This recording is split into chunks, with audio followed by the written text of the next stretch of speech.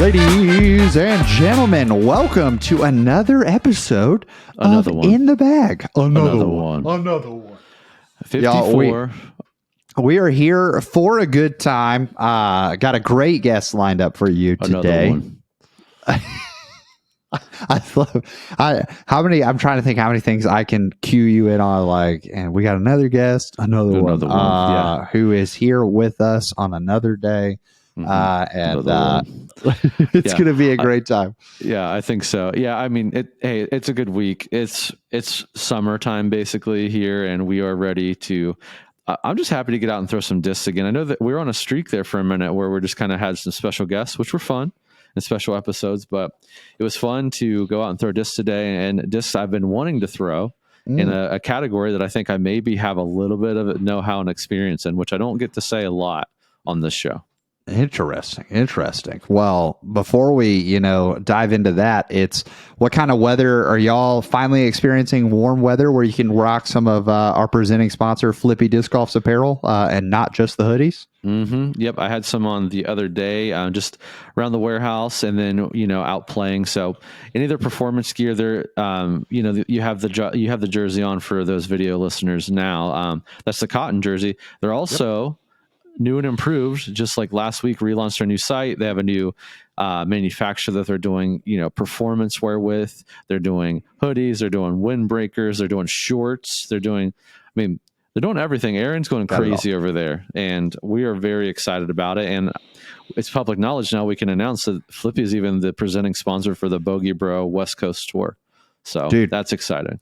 And I remember when Flippy, we was talking with Aaron, and we got the pig jersey that's coming in the Robbie C line, and he was like, "Hey, you want to try it in this performance apparel gear?" And I was like, "Dude, absolutely," because I like the cotton shirt. I think the cotton shirt is comfortable. It's all that, but it's personally, low humidity or high humidity in the South, the cotton can I can get a little uncomfortable in it sometimes and prefer the athletic performance and whatnot. I think the cotton's still fantastic. I wear these pretty much exclusively, and I wear Flippy stuff as much as I possibly can. So it still works fantastic on the course. Hear me when I say that. But when I got that, I remember Hunter and Trevor seeing it and being like, What? Where'd that be? Super stoked that for the West Coast Tour, they're going to be rocking those new polos that are coming out. So, thanks, Aaron, Flippy. innovating as always. Yeah, we appreciate you. Appreciate all the stuff you're doing. Don't forget to check out the In the Bag merch in the link below. You can save some money on that, any of the Robbie C gear, and any of the new Foundation collection that will be coming out very soon in support of the West Coast Tour. Thanks again, Aaron and Flippy and everybody over there. We appreciate you greatly. Hey, you know what else we appreciate? What do we appreciate? We appreciate this week's guest, Jimmy. So why don't we bring him in? Another one. Here we go. Welcome to In the Bag. Jimmy, how you doing today? I'm doing good. How you doing, Brad? How you doing, Robbie? Doing well, man. We appreciate you coming on. Thanks for having me. Glad to be up this early hour. It's really fun to see you and have your face here, Jimmy, because we've had so many conversations via text, and messaging and things like that. So it's fun to hear your voice because you are familiar with how I sound, but now I get to connect when I'm seeing you in the streams and seeing you in all the different things that's it's my the guy Jimmy. With the hair. Yeah. I love it. So Jimmy, super stoked to have you on here, man, and super stoked for the people to get to know you. We have a couple questions we ask here on the podcast to help them get to know your game, get to know you as a player for sure. And the first one being, how long have you been playing? I started, my first time playing was February 1st of last year. Okay. So just over a year. Yeah, that's awesome. I wish that I had the ability. Brad, do you know around the day when you started playing? I know the exact date I started playing. Yeah, you guys, I'm so proud of you. You newer players. Well, it's just Hunter took me, Silas and I out the same day for our very first round of disc golf. So that's literally the only reason I know why. I gotcha. Yeah, I couldn't tell you. I mean, I know where I went for my first round of disc golf, but I have no idea what the actual Brad, date was. You got the job, then you learned how to play disc golf. No, I met Hunter Hunter and Silas at church, and they were throwing discs one day in a field. I'm like, oh, that looks fun. What is that? And then the rest is history. So no, I worked another job for many years. I mean, I just started Foundation a little over a year ago. So, but I did play about a year before I joined. Yeah, nice. He didn't dive fully off the deep end. I that'd be crazy. Yeah, I want to know how many people work in disc golf who don't actually play disc golf, because there's got to be some, especially on the manufacturing level. But anywho, enough about them. We're here for you, Jimmy. Here for you, my man. So. Playing about a little over a year. So if we were to take you out to a field and we were to say, hey, basket is X amount of distance away, how far can we put that basket out that you feel like you can reach it comfortably with a controlled shot or your like golf line on backhand and forehand? Controlled with a distance driver, you could put the basket at 320, and I'll usually be backhand within about 30 feet of it. Forehand, I might be about 50, 60 short. But that's with the distance driver. And then, it goes down incrementally as the discs get slower. So totally. And honestly, the fact that there's a difference there is huge, because let's be real, for most of our listeners, and even Brad, I know you were experiencing this for a while. Like there was a time, right, where it was like, okay, I reach up, I grab my Zeus, I grab my Wraith, whatever, and that goes 300 feet. And then I grab my Vulture, I grab my Thunderbird, and it goes 300 feet. And then I grab my mid-range to get a hold of it. Surprisingly, it goes 290. I haven't been able to, my fairway drivers usually are about 275. And then my mid ranges are in like the 220 to 250 range. And then my putters, I'll throw the putter as hard as I can. It's going to go about 175, 200. So it's incrementally stepped down. And I think a lot of that has to do with trying to get consistent with my form. I've been doing a lot of form work since I was baptized into this family. So it's funny, coming back to the distance comment, Robbie, it's like all my discs were flying the same minus my putters. I couldn't throw a putter very far, but once I learned to throw a putter, which is probably form and timing a little bit, once I started to be able to reach 300 feet with a putter, then I started seeing differences in distance with everything else. So just interesting on how that works. But yeah, I think your distances are telling me that you're a pretty smooth thrower. You're not trying to kill anything. I think that's what that's kind of telling me. When I first started playing, I didn't have any sense of what form was aside from watching people do this X step that they talked about and going out to my park and trying to do that myself. And I ended up with a form that was very similar to James Conrad. And so my local club, the Cali Chainbangers, first time I played, they said, "Oh, your nickname's Crash because you look like a crash test dummy when you're throwing." A couple of things that really helped me improve that was Paul Ulibarri saying, when you're on the tee pad, if you envision the end of the tee pad being the edge of a cliff, just think about that. And that really helps slow me down. It's really helped control my drives a lot better and dial in that form as I've been playing. So it's been a progression, and because of that lack of consistency, when you look at my bag, you see a lot of overlap and stuff because I'm not as confident all the time. I'm trying to get more confident as I see that consistency increase in my form, but there's still a lot of overlap because of that lack of consistency. Yeah, and I know De La obviously has elevation, but a lot of my view of Cali disc golf is that there's a lot of flat and a lot of openness, and you're like navigating some more flat fairways and whatnot. I think for a lot of even Virginia golf, where you're in the mountains, we're not very mountainous down here in Bama, but a lot more hills. That front of the cliff or edge of the cliff tee box thing rings true, because I'm sure Brad, as he said that, you can probably think of like 5 or 6 tee pads where you're like, Yeah, I mean it's actually the edge of a cliff. Yeah, I mean Liberty East over here on I forget which hole number it is, but you are literally, if you fall off that tee pad, you are rolling like 100 feet down a hill. So Yeah. It is an actual cliff. So yeah, I'll just picture that tee pad every time now. I like that. Slow it analogy. down a little bit. It'll be great. Yeah. Awesome. Okay, so Jimmy, our final question or final two questions. That's distance. We put you on the putting green, and we're like, hey, how far from out 10 putts at 15 feet, 10 putts at 25, and 10 putts at 40 feet? How many are you making from each station? 15 feet, 10 putts. I can pretty much dial that in, and I'll be hitting probably about 6 as I work those 10. 25 feet, it's probably going to be closer to about 3, and 40 feet or C2X is just lucky to hit chain, Okay. kind of thing. So, yeah. Totally fair. And I think for a year end, those numbers make a whole lot of sense.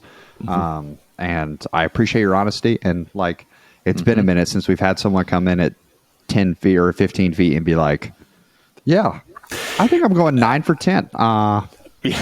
Like, No, been someone who wish. hasn't said that. Yeah. Now I've got 50 putters lined up in the backyard that I do my practice with, and after doing 2 rounds with those, I might be in that 8 or 9 range on a 15-foot thing. But straight out the gate, yeah, 6 will make me happy.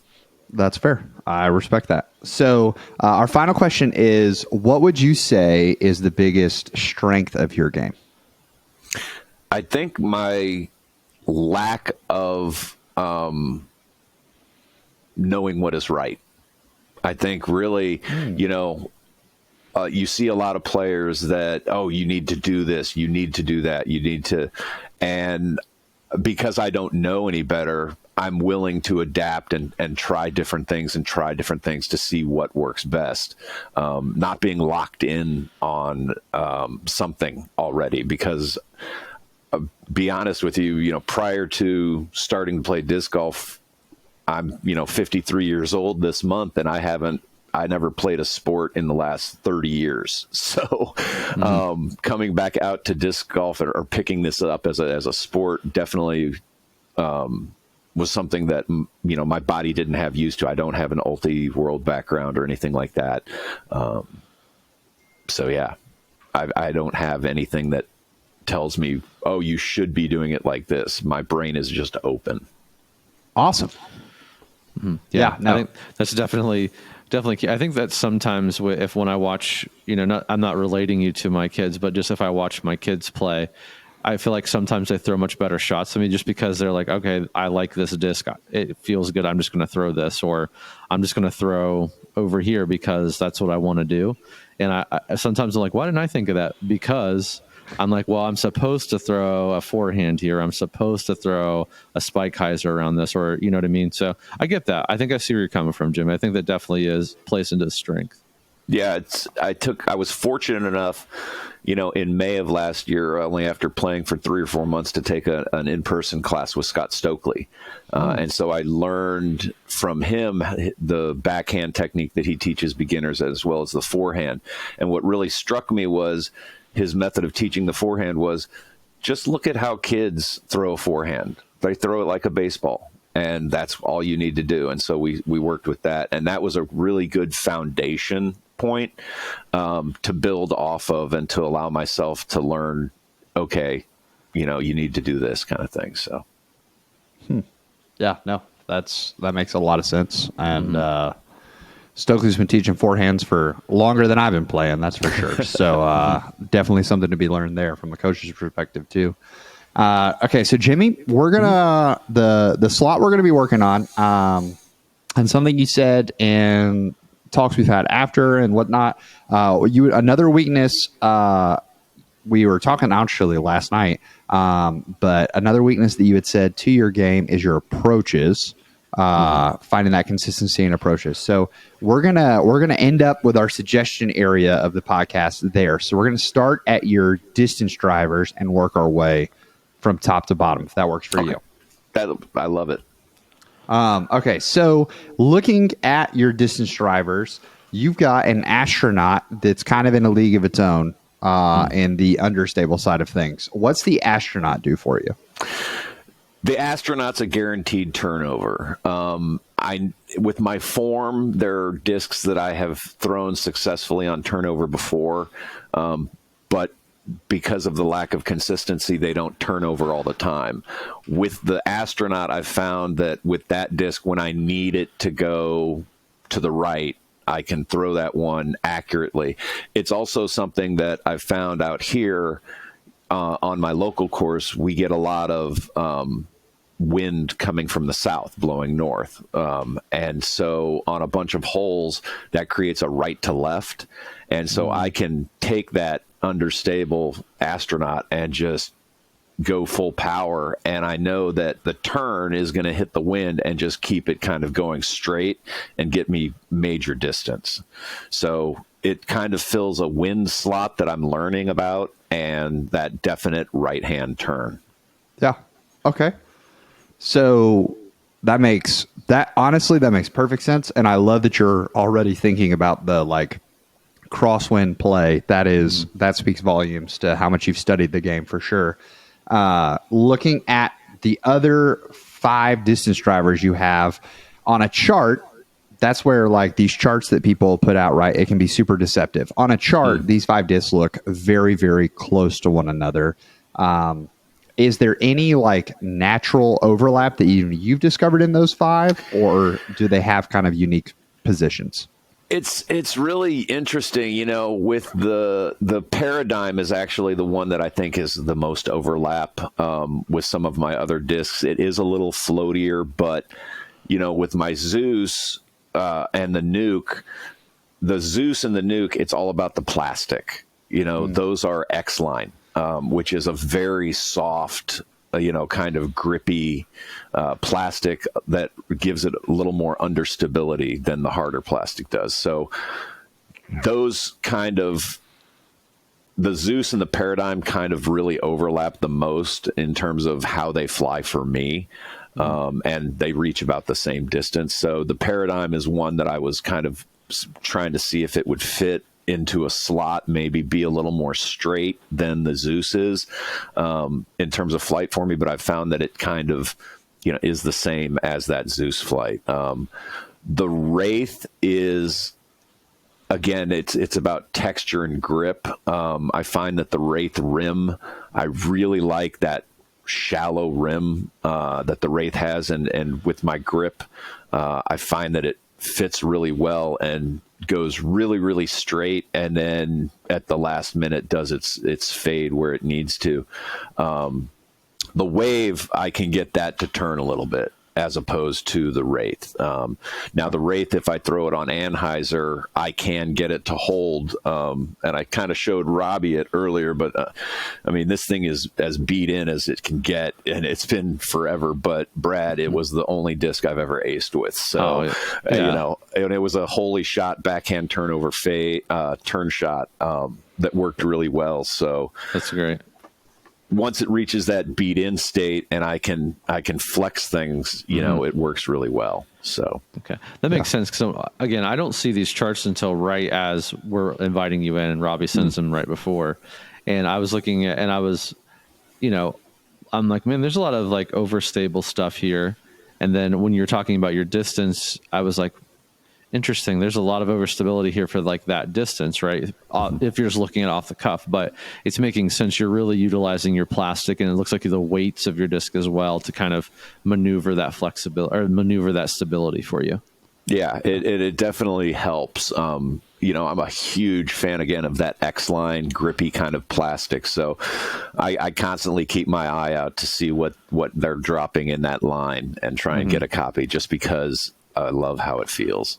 Yeah, and I think if we're taking it from a mold minimalization standpoint, if the Paradigm and the Zeus are fighting each other for that like similar shot option, I think the beautiful part is that if you're already throwing the Zeus in X-Line plastic, the Zeus comes in a variety of other plastic as well, whereas the Paradigm is still new, that like we haven't seen it in a lot of plastics. And also I feel like that is the Discmania specialty, is like we drop this new disc in this plastic, And by the way, you're not going to see it in any other form for a year and a half. And then someone is going to get it as a tour series or special edition, whatever. And then that's all you're going to see for a year and a half. And it's like, Yep, that's true.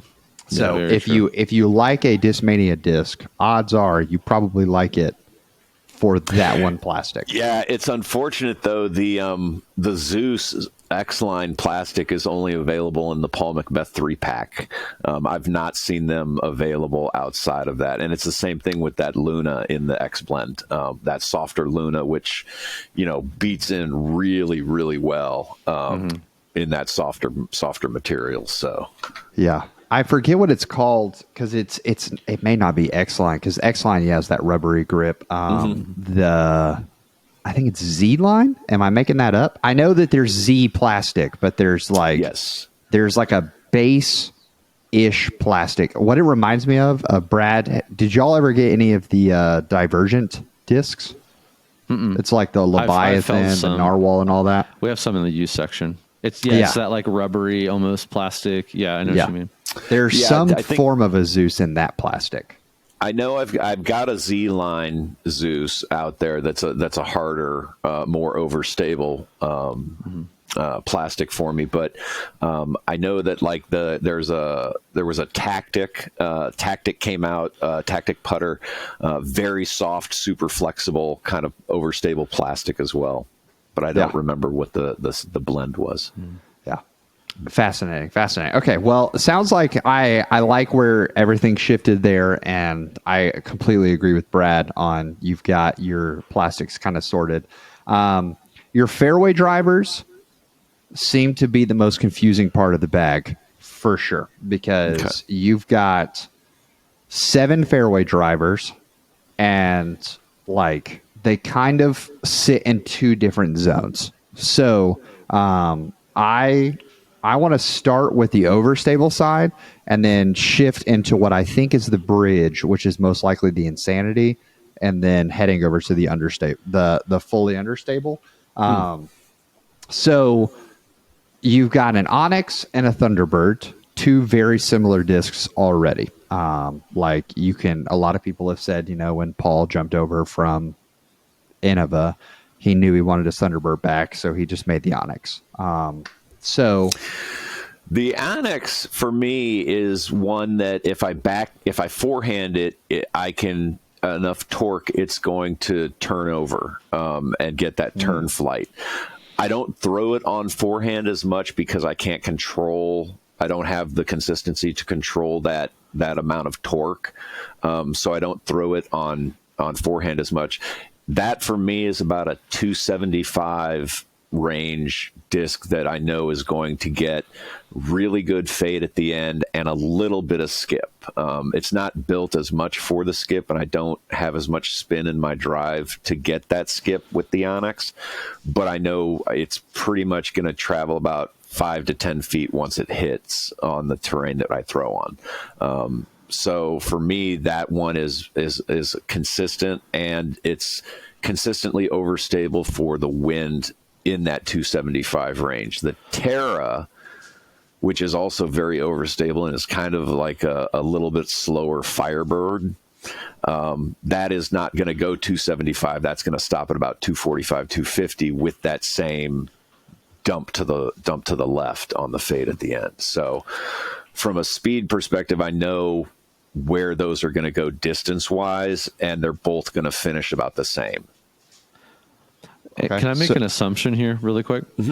So it seems to me like maybe you have a lot of discs that you're like, okay, on hole 3 and 7 and 9 at this course, I'm throwing the Onyx, and at hole 8 and 11 and 15, I'm going to throw the Terra. It seems like you're kind of building your bag based on the courses that you're playing regularly. Most of that is true. It's very true. Part of what I find it with my disc selection and disc, comfortability is, playing my familiar course as often as I do, and kind of marrying what I need to throw on that course. It really is not a bag set up for travel. Now, when I do travel, the good thing with having a bag that's built to my course is that when I travel to other courses, I know what the discs are going to do, and I try and envision my course overlaid on what hole I'm playing. Yeah. So right. And which it sounds like I made a very like just general statement, right? But I think it's two different theories. Like for my bag, I'm like, okay, I have this disc and it does these 3 shots that are probably going to be on any X amount of course. And if I need it to go 50 feet shorter, then I'm probably just either going to back off the power and like change my, my throw or my angle of my throw, or I'm going to disc down to another disc versus like, okay, the Terra is like a hole 13-esque shot, a right to left, turnover or whatever. So, okay. Does that make sense, Robbie, or do I sound crazy here? No, I think it makes perfect sense. And I think it's like the beauty, I would take that theory a step further and say that it sounds like the reason you have the Terra and the Onyx is because if you want to be throwing like almost full power shots on all of these holes. So if you pull out your, from Brad's perspective of building the travel bag, we'll call it, versus the home course bag, the travel bag, I'm going to have a vulture in my bag that I know I can throw most any of these distances from 250 to 310. And I'm always, whenever I walk up and I see a hole is that distance, bang. Whereas Jimmy, you're much more saying, hey, I can throw my Zeus full power and it goes 320. I can throw my Onyx full power and it goes 270. I throw my Terra full power, it's 250. And you adjust that accordingly. So seeing that kind of a deal, honestly, now the fairway drivers make a ton of sense because it's, okay, I got these. The one, and some of those discs, like the Terra, those overstable ones, the Terra, I can throw on forehand and I don't have to worry about the torque. I know that it's going to throw on Hyzer, it's going to stand up, and then it's going to do its fade that it needs to. So yeah, there is a little bit of that as well. I think it's a testament to your form. Like you said, you're focusing on your form, which means you want to throw the same type of shot with the same amount of power every time. So you're using the discs to do that versus altering your form or your power to do that. Correct? Yeah, and I am starting to work more on adjusting the power and learning how to adjust the power without changing form. Because my fear is that if I slow this down or I change this, in terms of my speed and the power that I put into it, it's going to change, how I pull across or where my X steps, are landing and stuff. Because my biggest focus right now when I'm on the tee box is where my foot positioning is at the end of my throw and making sure that my right knee is going down and not out. That's all I'm really focusing on in my head, because I know that if I focus on that, where I release is going to be where I want it to go. And I'm starting to see a little more consistency in that, but it is difficult to implement those power changes. And so what I do find myself with the approach shot is I'm disking down more now. I'm going more with my inner core when I need to I want to softly lay up to something within that, 75 to 100 foot range. Yeah. It's that disc, because I know exactly it's just going to drop straight down. Yeah. No, that makes total sense. So I want to talk about 2 different clusters of 3 to kind of round this out. And then I want to dive into what Brad tried out, because I think it will be kind of integrated into the putter look. So my 2 groupings of 3 that I want to talk about are, the first one is you have an Insanity, a Zen, and a Mall. Now the Zen, an overstable essence, traditionally run, for those of you who are unfamiliar with when we say the Zen, Discmania essence. Nate Perkins, I think it was his last disc with them before he left. So the Zen 2. So what's the difference between those 3? Okay, so the Insanity is my straight flyer. That one will fly straight. It won't get any turn on it with my throw, and at the very end it will do its fade. The Zen 2 is my overstable fairway driver. If I need something, if I'm going to throw it on Hyzer, it's just going to go on Hyzer the whole way and be that confident overstable disc. And then the Maul is my turnover. I can put that on backhand and get that to do a late fade or a late turn or an early turn, depending on how much anhyzer I put on it. So I've been listening to In the Bag, and I've been trying to get those discs that are like, okay, you need one that goes left, one that goes right, and one that goes straight. So those are the 3 discs that kind of do that for me. Okay. Awesome. Yeah. So would you say your Maul not as flippy as the Astronaut in terms of like guaranteed turnover? Correct. But you can kind of work it when needed. Yeah, because of the slower speed, I can usually get that full flight out of it and have it do a turn pretty consistently. Awesome. Okay, so my next set of 3 that I got questions about is you've got the Mindbender, the Origin, and the Hex. Similar setup? Similar, exact same setup. Yeah, the Mindbender is the one that's my straight disc. I can put that straight. I can put it on anhyzer. I can put it on Hyzer, and it's going to hold wherever it goes. The Lazat signature Lazatl is the overstable, and then the Origin is the understable. The Origin's just going to either get turn or keep that anhyzer all the way around to the right. Okay. And I got to ask, because I'm now seeing, now that you described the 3-pack of the Zeus, it makes a lot of sense we've talked about your Luna being a beat-in flip disc, but it's in that soft X line. So that makes sense. What's the difference between the Malta and your Lazatl? The Malta is the more overstable. It's the most overstable, and that's the one that I can throw that on a forehand as like an approach forehand. If I need something that's going to dump right, I can throw that. If I throw the Lazatl, it has the possibility of taking that torque and holding it and going straight and not finishing how I need it to. So when I know I need a guaranteed, if I want to throw like a little flick forehand that's gonna go like that, I can use the Mindbender or the Lazatl. If I know it's just gonna straight dump, then it's the Malta. Okay, awesome. Well, that I hope that will help kind of. Because, Brad, you've thrown Maltas before, right? Yes. Okay. I do have a problem with the Malta. It's got the same rim as a Buzz, and I hate that rim. The coming over the lip, it kind of goes concave down to the lip, and for my grip, it just doesn't feel good. And I just can't ever get a comfortable grip on it. So the Malta, I try to throw as little as possible just because I hate the grip, and that's why I don't throw a Buzz, because hey,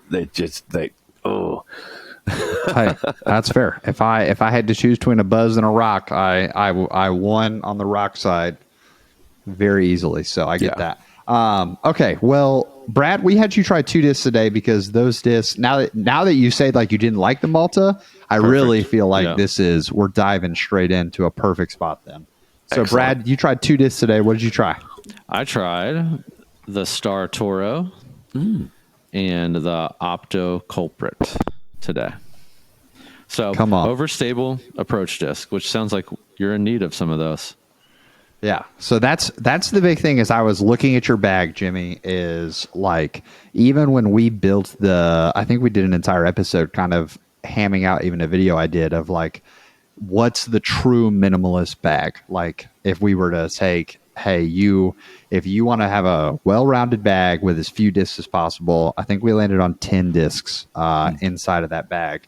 And one of those was an overstable putt and approach disc, because there's just so much consistency that you find in throwing this shot, not only on backhands, but forehands as well. I know you talked about multiple times that, like, the Onyx, for instance, if you torque it too much on the forehand, it turns over.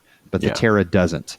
The Malta, being in that X line, I bet it doesn't torque over for you necessarily, but do you have to be touchy with it at all? Yeah, I got to be touchy just because of the speed. Now, anything that slow, I can turn over if I throw it hard enough, but it's not that's not what you need to do with those. So I try to be, and because my power is not as consistent as my form, getting the right speed, hitting the right torque is difficult.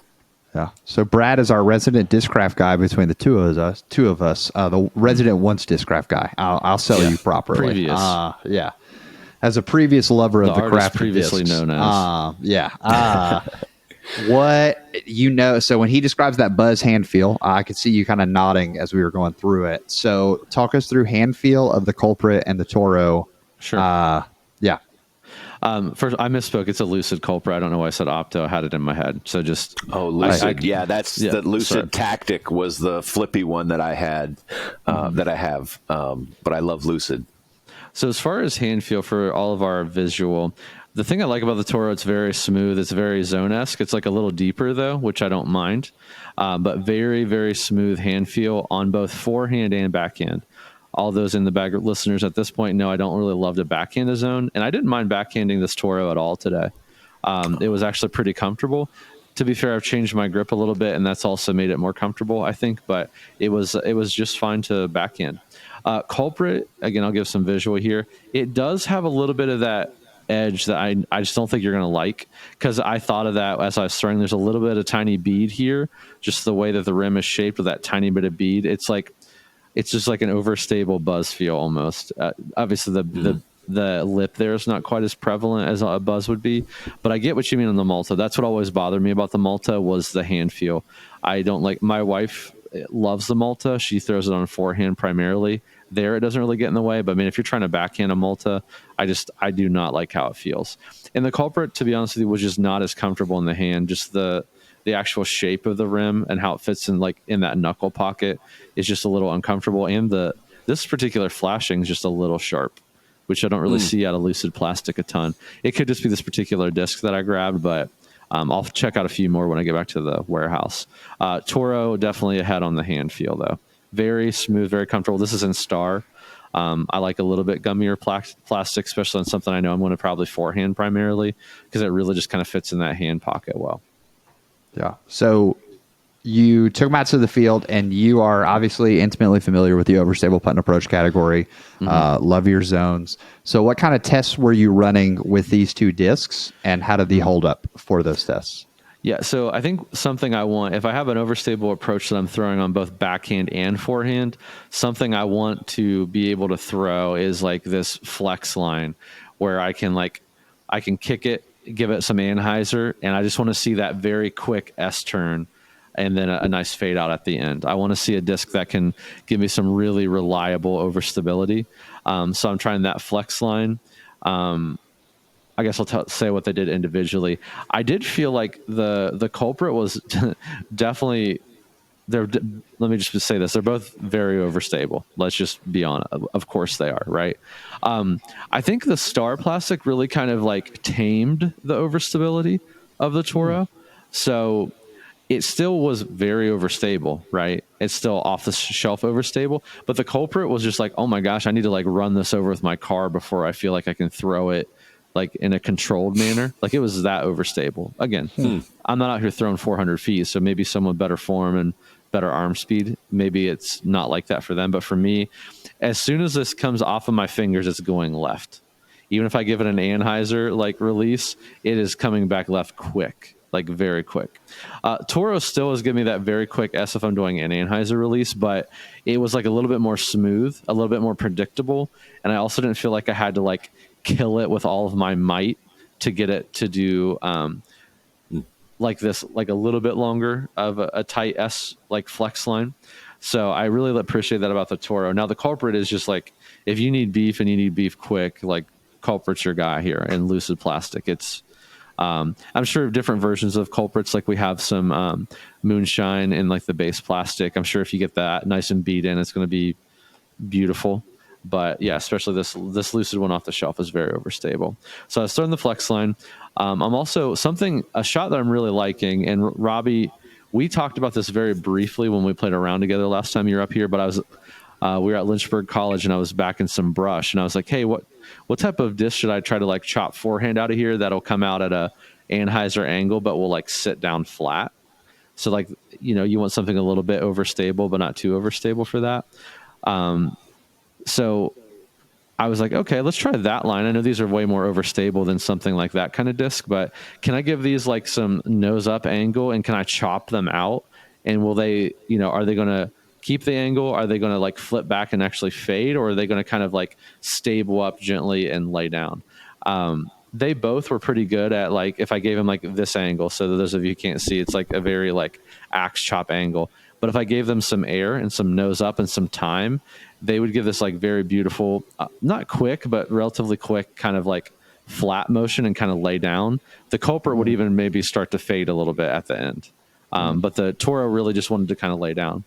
Well, that's good to know, because speaking of shots, that's a shot that I have to use sometimes at my course, and I've never found a comfortable disc that could do that kind of just slow fade and then just drop down yet. So good to know. Yeah, you definitely you have to find the angle for it, right? And that's something, obviously you're working on your form so that you're going to be good at picking that out. But it was definitely like once I tried it a few times, I found the angle, I could repeat it, which is really nice. Again, the culprit, I think just because of how overstable it is, was a little more tricky for me to find the right release angle, and there was definitely more margin of error. And then obviously I'm trying forehand approaches. I'm trying to flat release forehand if I need something very overstable. I was also trying a more like Hyzer release if I need like to get around a tree and back to the basket. Both discs were very good at that. I would say the Toro definitely gave me more distance. Which one gave you more skip? Culprit, for sure. Culprit, okay. Culprit good did. To know. Toro still had some ground action, but the Culprit definitely, because it was coming down to the ground aggressively when it was coming down to the ground. And then just the actual angle, I'll put them up together. I don't know if you can really tell or not, but the Culprit really kind of has a little bit more of like an angle, like a sharper angle than the Toro. Yeah. So I think that played in too. So really, I guess I always like to try to recommend a better all around disc, and I really feel like the Toro is going to a better all around disc. It's very, very usable over stability. And again, it's very comfortable on a backhand for me, which I don't find a lot in overstable approach zone type discs. It's hard for me to find something that feels comfortable, but Toro is very comfortable. I think the combination of the plastic and just the rim profile is very comfortable. I could throw flex lines with it. I could throw big nose up spike Hyzers if I wanted to. I could throw anti forehands. I could throw very aggressive anti forehands and have it just kind of set for me. They're not going over 250 feet. Like, not for me, not even if I shot them out of a cannon. I don't think they're going to go that far, but they want to get to the ground. So that's something to know. But to me, Toro wins today. I think Toro, it also makes sense in the spot you're trying to fill for your Malta. The Toro gave me a little bit more distance, so I think that will be helpful just kind of in that gap if you were to take your Malta out. Also, it gives you some just into that like approach game, that overstable approach disc game where it'll give you a lot of different shots. And again, Toro's available in Champ plastic now as well, and that's going to be more beefy. So if you find all my stars beating in, I still like it, I'm going to go over to Champ, and then I'll have like the best of both worlds. So I think Toro, Robbie, is what I want to send out Jimmy today. Yeah, I love it. Obviously, as a Calvin Heiberg fan, I'm always here for the Vinny support. If I could go back and become not a pig thrower, I think the Toro's at the top of my list for discs that I want to try. And I've thrown the Toro several times, and I agree with everything you're saying. Like if you're looking to hunt a special run of them and you're like, the Champ is too overstable, the Star is too neutral, they did do like the first run of them is color glow. So it's like a perfect, just like when they make Sexton Firebirds in that color glow plastic so that it does live that middle ground, the Toro, it exists out there. Mm-hmm. A couple of the guys that are in my club throw Toros and really like them. So, yeah, I'm excited to give it a shot. Yeah. Plus, you get that really fun taunt of people. Like if you throw you park your Toro and then you just sit there and you're like, hey, you're going to come, you guys going to come, you're going to park it closer or park it closer and a miss. Here we go. Those of you who are audio listeners, I definitely just did my best Matador impersonation. Matador, yes. So, yeah. Well, Jimmy, would you be willing to come back on a future episode and let us know how the Toro's flying for you? Absolutely. I'll give you a bag update as well as my form improves. Discs will come and go, and things will get swapped out. But absolutely. Awesome. And if you got a line on those X line Zeus's, hook our guy Jimmy up, because that way he's not having to buy 3 packs of starter discs. I don't mind the 3 packs though, because I get the you throw Lunas the others, out of them, and I get the other discs as well. So, and they're really great price on them too. Awesome. Well, y'all, Jimmy, we appreciate you. Thanks for coming on, man. Thanks for waking up early morning with us, and we'll see you in a future episode. Absolutely. Another episode wrapped up, and man, I just it's, I don't know how to say this without saying like, oh man, we don't appreciate some guests, because we really do. If you're willing to come on the show and talk in front of thousands of people, we appreciate you. That is a skill that talking to a camera, even though like podcasts are a little easier because like we're just sitting here over time, it feels like you're just talking in a room, right? It's intimidating. And so Jimmy, you were just a natural, man. If you end up listening to the outro of this, a natural, you did great. It's that casual conversation it makes for a great podcast. So I hope you guys enjoyed this episode as much as we did. And it's been a minute since I feel like more and more people these days have that overstable putt and approach disc. I can't remember the last time I came across someone who didn't even have anything remotely close in that category. That was definitely an anomaly. Yeah, I'm trying to think back through episodes. I mean, I don't think we've really even recommended any, just because most people have their preference, right? You're a pig person or you're a zone person or whatever. And yeah, it was interesting. He's using the Malta kind of like that. I think it's what he wanted. Just didn't know like where to go with it. So always happy to give a recommendation in a slot that like they really need, and not something we're just trying to like fight out or like, hey, maybe this is a better option for you. Oh, absolutely. And like, I think the common slot we end up with is like the Glow Envy slot, right? That like, this isn't the approach disc that we were talking about, but it's not like a straight putter either. Right. There's a beauty there, and it's a little nuanced as you get used to it. Whereas like for an experienced overstable thrower like yourself or myself who is cycling, it's like, oh, for that slot, we even just have a beat in version of the overstable putt and approach disc that we throw. Right. But it's super unique. So Jimmy, I hope that Toro ends up working out well for you.